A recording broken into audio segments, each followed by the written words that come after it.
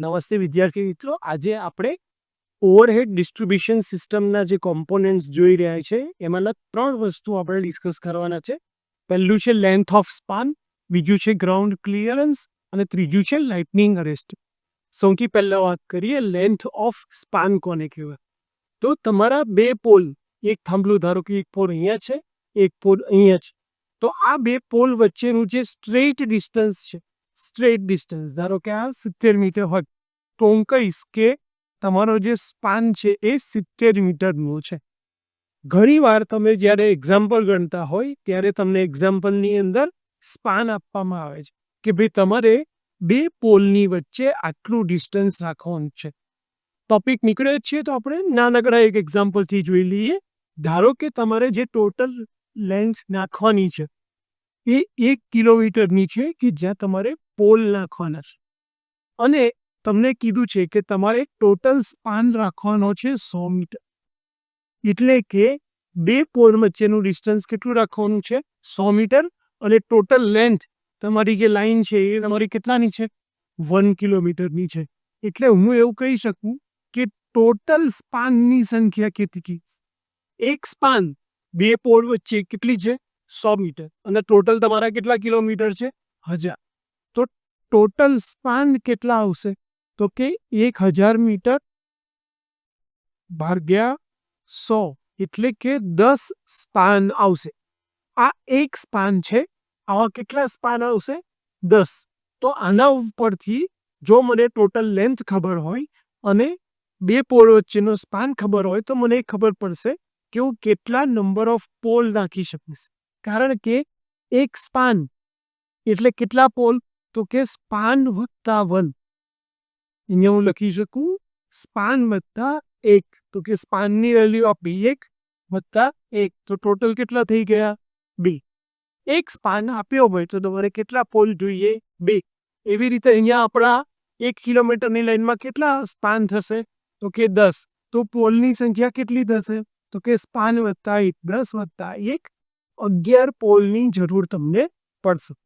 તો length of span બહુ important વસ્તુ છે જે આપણને ખબર હોવી જોઈએ કે ભાઈ બે પોલ વચ્ચેનું સ્ટ્રેટ હોરિઝોન્ટલ ડિસ્ટન્સ એને આપણે સ્પાન તરીકે ઓળખીએ. જ્યારે તમે બે પોલ વચ્ચે કંડક્ટર લે કરો છો, કંડક્ટરને નાખો છો, ત્યારે જો તમારું બે પોલ વચ્ચેનું ડિસ્ટન્સ ખૂબ જ વધારે, તો એક પ્રોબ્લેમ શું આવે છે કે તમારો કંડક્ટર છે ને અહીંયાથી વજનને લીધે, સેન્ટરમાં વજનને લીધે નમી જશે. જો તમે આ સ્પાન સ્ટ્રેટ રાખ્યો હોત, એની જગ્યાએ હવે શું થયું? આ સેન્ટર પર વજન પડવાને લીધે આવી રીતે નમી ગયો. તો મેઇન પોઈન્ટથી તમારો જે સ્ટ્રેટ પોઈન્ટ છે ત્યાંથી જ્યાં સુધી તમારો કેબલ નમી ગયો એ વેલ્યુને કહીએ છીએ આપણે, એટલા ડિસ્ટન્સને આપણે કહીએ છીએ સેગ. અને સેગ જેમ જેમ વધતો જાય એમ ગ્રાઉન્ડથી તમારા કંડક્ટરનું ક્લિયરન્સ ઘટતું જાય. એટલે આપણે હંમેશા આપણી ટ્રાય એવી હોય છે કે સેગ વધારે હોવો જોઈએ નહીં, કારણ કે સેગના લીધે બે પ્રોબ્લેમ થાય છે. એક, તમારું જે ડિસ્ટન્સ છે જમીનથી એ ઓછું થતું જાય છે કંડક્ટરનું, અને બીજું, અહીંયા જે ઇન્સ્યુલેટર છે એના પર સખત સ્ટ્રેસ આવે છે, મિકેનિકલ સ્ટ્રેસ એના ઉપર આવે છે, અને એના લીધે આ ખેંચાવાની શક્યતા રહે છે. એટલા માટે હંમેશા જો તમે વુડન પોલ વાપરતા હો તો વુડન પોલની અંદર આપણે સ્પાનની વેલ્યુ રાખીએ છીએ 75 મીટર સુધી. અને જો તમે સ્ટીલનો ટાવર યુઝ કરતા હોય તો તમે 250 મીટર સુધીનો સ્પાન રાખી શકો છો. તમારા જે કંડક્ટર છે એનું સ્પાન વચ્ચેનો સેન્ટર પોઈન્ટ આપણે લઈએ, ત્યાંથી ગ્રાઉન્ડ વચ્ચેનું જે ડિસ્ટન્સ છે એને કહેવાય છે ગ્રાઉન્ડ ક્લિયરન્સ. એને શું કહેવાય છે? Ground clearance. હવે ધારો કે મારી જેવી હાઈટવાળો માણસ હોય, 6 ફૂટનો માણસ હોય, તમારું ગ્રાઉન્ડ ક્લિયરન્સ બહુ ઓછું હોય, 7 કે 8 ફૂટ, હું તો ખાલી હાથ કરું તો મને કંડક્ટર ટચ થઈ જાય. તો એવી રીતે તમે કોઈ પણ જગ્યાએ કંડક્ટર લે કરી શકો નહીં. તમારે મિનિમમ એટલી હાઈટ તો રાખવી જ પડે કે જે નોર્મલ હ્યુમન બિંગ કરતાં ખાસો ઉપર હોય, જેને કોઈ ભૂતથી પણ ટચ કરી જાય નહીં. તો કેટલું ગ્રાઉન્ડ ક્લિયરન્સ રાખવાનું હોય? તો આપણે જે ઓવરહેડ લાઈન નાખીએ છીએ એમાં 3 ટાઈપ આવે છે. એક આવે છે અક્રોસ ધ સ્ટ્રીટ, એટલે કે સ્ટ્રીટની વચ્ચેથી, રોડની વચ્ચેથી જો તમારો કંડક્ટર જતો હો ત્યાં, એટલે કે ધારો કે આ રોડ છે અને તમે વચ્ચેથી જાઓ છો, આ તમારો પોલ એક અહીંયા છે અને એક પોલ અહીંયા છે, તો આ કહેવાય અક્રોસ ધ સ્ટ્રીટ. બીજો છે ટાઈપ અલોંગ ધ સ્ટ્રીટ, એટલે કે તમારો રોડ છે અને તમારા બંને પોલ ક્યાં છે, તમારો કંડક્ટર આ રીતે લાઇનની રોડની પેરેલલમાં દે છે. અને ત્રીજું, રોડ સિવાય ગમે જમીનમાંથી જતો હોય, ખેતરમાંથી જતો હોય, બીજા કોઈ પણ નોર્મલ કન્ડિશનમાં જઈ ગયો છે, તો આ 3 વસ્તુ માટે જે ક્લિયરન્સ છે અલગ છે. બીજું, વોલ્ટેજ ઉપર પણ ગ્રાઉન્ડ ક્લિયરન્સ ડિપેન્ડ કરે છે કે લો અથવા મીડિયમ વોલ્ટેજ માટે વાપરો છો, એટલે કે 230 અથવા 400 વોલ્ટ માટે લઈ જાઓ છો લાઈન, કે પછી હાઈ વોલ્ટેજ 11 kV સુધીની હાઈ વોલ્ટેજ હોય ત્યાં. તો જો તમારી લાઈનનો વોલ્ટેજ લો અથવા મીડિયમ હોય ત્યારે અક્રોસ ધ સ્ટ્રીટમાં ગ્રાઉન્ડ ક્લિયરન્સની વેલ્યુ છે 5.8 મીટર. અલોંગ ધ સ્ટ્રીટ હોય ત્યાં ગ્રાઉન્ડ ક્લિયરન્સની વેલ્યુ છે 5.5 મીટર, અને એ સિવાય કોઈ પણ જગ્યાએ હોય તો 4.6 મીટરનું ગ્રાઉન્ડ ક્લિયરન્સ ચાલે. જો તમારો વોલ્ટેજ 11 kV સુધીનો હોય તો એ વખતે તમારું ગ્રાઉન્ડ ક્લિયરન્સ તમારે નેચરલી વધારે રાખવું પડશે. તો અક્રોસ ધ સ્ટ્રીટ તમારું ગ્રાઉન્ડ ક્લિયરન્સ હશે 6.1 મીટર.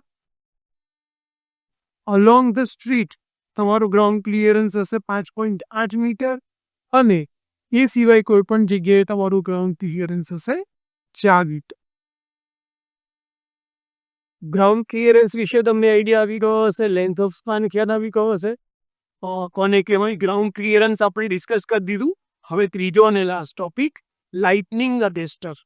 લાઇટનિંગ એટલે આકાશમાં જે વીજળી થાય છે એ, અને અરેસ્ટર એટલે કે એને રોકી નાખનાર, એને પકડી નાખનાર. કેમ લાઇટનિંગને વીજળીને આપણે પકડી લેવી પડે?